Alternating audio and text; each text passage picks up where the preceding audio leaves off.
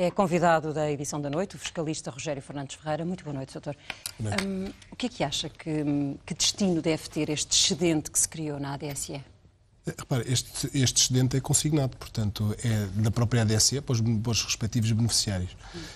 A questão que se coloca é que, pelo que nós verificamos, é que, a partir de datas recentes, o sistema passou a ser autossustentável. É esta a questão que está aqui em causa, permitindo este excedente, que o Tribunal de Contas considera para já excessivo, porque estamos a falar à volta de 139 milhões, tanto quanto me lembro assim dos números, mais 89 milhões agora, portanto estamos a falar de um número relativamente grande e daí considerar excessivo. A solução é diversificar as despesas do ADSE, por um lado, ou diminuir Portanto, aumentar o âmbito deste seguro, é isso? Exatamente, ou aumentar o âmbito ou diminuir a respectiva receita, a taxa, não é, de 3,5% para um valor próximo daquilo que o Tribunal de Contas indica. E isso foi o que o Governo veio hoje dizer, que eventualmente, se a ADSE assim entender, pode ser reduzida a taxa que os funcionários públicos pagam para este serviço. Relativamente àquilo que é considerado agora o excedente, este dinheiro pode ter que uso? Repare, este excedente, estamos aqui em circuito fechado, não é? Portanto, este dinheiro é para a ADSE, não há razões para dizer que o Governo se está, de facto, a aproveitar do valor. Quer dizer, o que se passa é que, sendo um organismo integrado no Estado, digamos, este excedente permite, globalmente, apresentar as contas um bocadinho melhoradas, porque fazem parte do Estado, é só apenas isto. Ele pode ser transportado para outros exercícios, este excedente?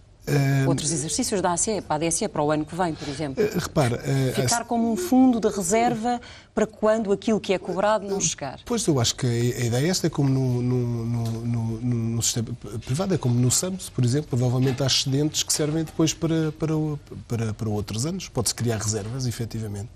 É isto que está hoje em dia a ser discutido, que o Governo está a discutir e que o Tribunal de Contas, são os problemas que o Tribunal de Contas suscita. Isto não levanta nenhum problema de legalidade ou de adequação do imposto àquilo que é de facto a necessidade? Não, eu acho que o problema que de facto que levanta é que, se a taxa for excessiva, pode provocar uma hemorragia dentro do sistema, porque como o sistema é facultativo, as pessoas podem sair e, portanto, na justa medida em que saem, o sistema pode se tornar menos sustentável.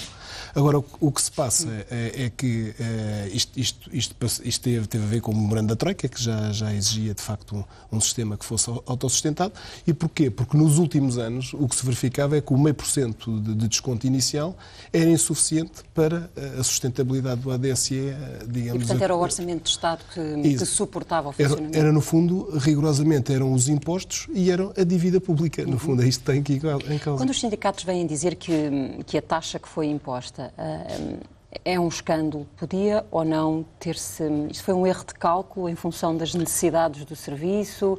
Foi precaução, que é uma palavra de que este Governo gosta especialmente? Não conheço especialmente, mas de facto eu sinceramente prefiro ter excedentes a ter déficits. Portanto, este é o primeiro princípio.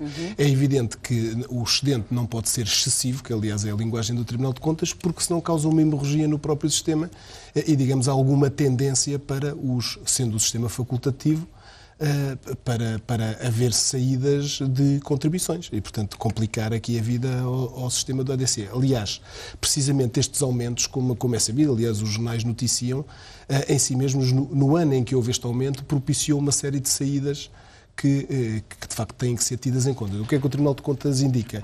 Indica que o valor, sendo excessivo, tem que se aproximar mais do valor dos 2,1% que indica. O aumento de saídas, ou as saídas de funcionários públicos deste regime, isto resulta também em menos solicitações de serviços deste seguro? É verdade, mas também resulta em menos contribuições, não é? E, portanto, em princípio, as contribuições, como se vê, são superiores aos serviços, não é? Às despesas. Portanto, é este equilíbrio que é preciso agora repor. Tanto quanto parece, isto existiu em 2014, diminuiu agora em 2015 e o Governo predispõe-se, de facto, a fazer aqui esta afinação. Há algum direito por parte destes contribuintes à devolução de uma parte das contribuições que fizeram ou não? Eu julgo que não, porque é uma regra estabelecida pela lei. Não vejo razão para... O que podem fazer é sair do sistema, não é? Por sentirem que que há sistemas alternativos melhores, mais adequados, seguros, etc. Mas, pressupondo etc. esta contribuição, um serviço em troca, tendo o custo sido considerado excessivo Repare, pelo Tribunal de Contas... O problema é que isto não é uma taxa, não é? Isto não é uma receita coativa, portanto, as pessoas estão no sistema porque querem, se não estiverem, saem. Portanto, o problema é aquele que eu lhe disse, é se poder criar aqui uma hemorragia no sistema e o sistema deixar de ser sustentável, como, apesar de tudo, neste momento é a médio e a longo prazo. Sendo que também é necessário criar aqui almofadas, não é? Porque, obviamente, não sei se é exatamente no valor desta diferença que o Tribunal de Contas já acha excessivo, mas são almofadas que têm que ser criadas, efetivamente. De qualquer forma, o Tribunal de Contas vem dizer que o Estado se financiou com dinheiro da ADSE, embora não se tenha apropriado dele, não lhe tenha dado um uso diferente daquele para o qual ele foi cobrado. O Governo utilizou esta verba para apresentar no montante global do Estado. Isto é correto ou incorreto, na sua opinião? Isto é uma consequência de haver um excesso de contribuições relativamente a despesas com benefícios. Portanto, tem a ver com isso. Portanto, isto permite, obviamente, sendo esta receita também parte da receita pública, permite, obviamente, que o déficit seja inferior na justa medida em que a receita é superior à despesa, não é? Portanto, é nesta perspectiva que julgo que a chamada de atenção se faz. Mas, na sua opinião, a ideia de cobrar um pouco acima daquilo que são as necessidades reais de funcionamento do sistema para criar uma almofada é positiva? Eu acho que deve haver sempre uma almofada, conforme lhe disse. Agora, não sei se ela é excessiva. O Tribunal de Contas diz que ela é excessiva, porque, de facto, os valores podiam ser bastante inferiores, a taxa de contribuição podia ser bastante inferior a esta. Mas é chegado o momento de fazer esta afinação no sistema, provavelmente ou reduzindo a taxa ou, digamos, alargando o âmbito dos benefícios prestados aos beneficiários do ADSE. E essa seria, de facto, uma forma de evitar que calhar, saíssem... Provavelmente seria um balanço entre as duas, não é? Provavelmente é um dos aspectos que se pode fazer, não é? Não houve neste processo nenhuma situação que lhe levante dúvidas? Acho que pode ter havido, porventura, excesso de zelo, não é? Aliás, o próprio Presidente da República chamou a atenção deste aspecto, não é? Em determinado momento. Porventura, a taxa foi fixada num valor excessivo, não é? Portanto, devia ter sido num valor mais reduzido.